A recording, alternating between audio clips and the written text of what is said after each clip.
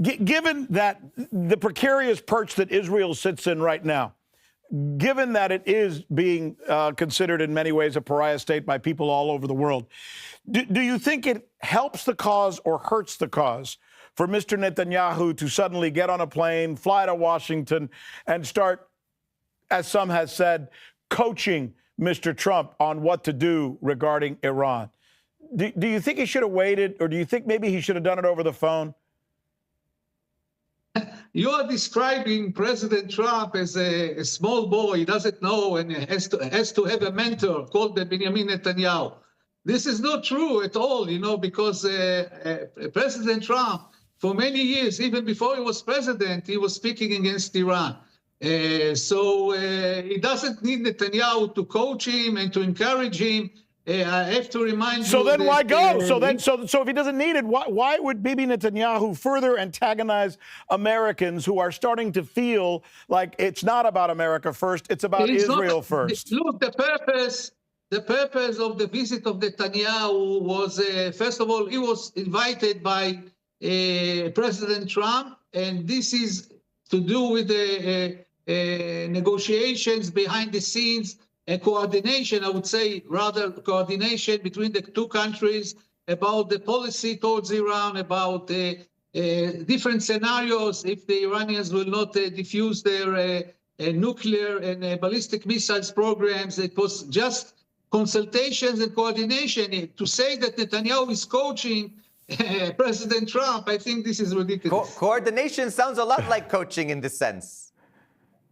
There's no coaching. Look, go check the statements of President Trump before he became president many years ago, and you will see what he thinks about Iran. He doesn't need Netanyahu to encourage it. But $250 million from Miriam Adelson certainly helps to pave the way, I think, for some good coaching. What are you trying to say, Chris? What are you trying to say? Listen, this is it's a proven fact at this point. It's a proven fact at this point. One at a time, gentlemen. One at a time. Listen, Chris, finish. It's a proven fact at this point that the lobby in the U.S. for war and for strengthening Israel's position has been further strengthened and enhanced by massive campaign contributions, moneyed interests, into especially Trump and the Republican Party. We're talking about $250 million alone from Miriam Adelson, from one person who themselves could not say whether their loyalty was to the United States or to Israel. But as an American citizen,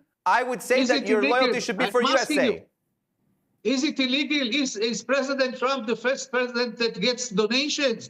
Every American president gets donations. So I'm not saying that every other president is clear. I'm simply saying that Benjamin Netanyahu has an outsized influence now because of the moneyed interests that have been poured into President Trump. Wait a minute. Just for your information, the personal relationship between Miriam Adelson and Netanyahu are horrible, and they are not good friends at all. No problem, but both serve Israel. And she doesn't support Netanyahu. She doesn't support Netanyahu. No problem. Maybe she supports Ben-Gvir. But Mr. Ben-Menachem, let me ask you a question. Are you on the record here on our air saying it's perfectly fine for a country to give hundreds of millions of dollars to the president of another country?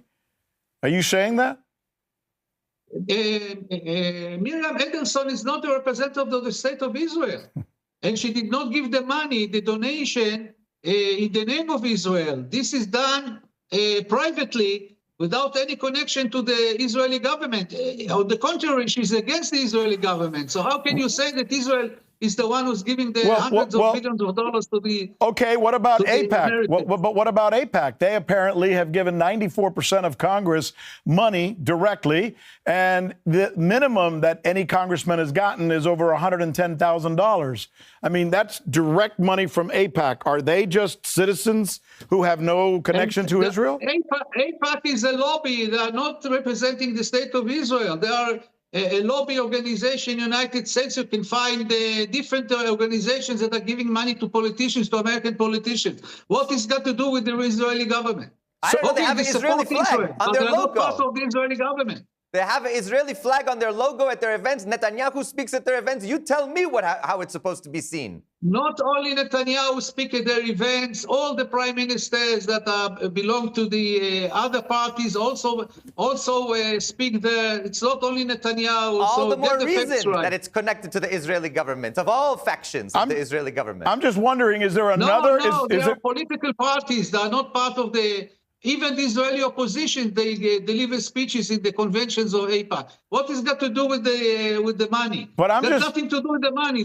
If they are rich Jews in the United States, they want to contribute money to the American politician. This is a private business. It doesn't have any connection to Israel. but what other